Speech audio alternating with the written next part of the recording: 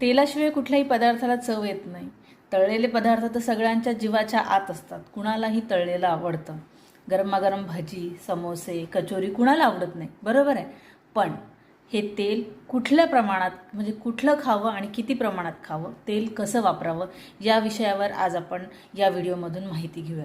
नमस्कार, मी डॉक्टर छाया, एक होमिओपॅथिक तज्ज्ञ, त्याचबरोबर एक पोषण आणि आहार तज्ज्ञसुद्धा. तर तेल हे कुठं, कसं आणि किती प्रमाणामध्ये वापरावं हे आपण आज बघूयात या व्हिडिओमधून. आपण जर बघायला गेलो तर RDAनुसार, म्हणजे रेकमेंडेड डेली अलाउन्स जो ICMRने दिलेला आहे, त्यानुसार 25 ते 30 ग्राम पर डे पर पर्सन एवढं ऑइल सगळ्यांना रेकमेंड केलेलं आहे.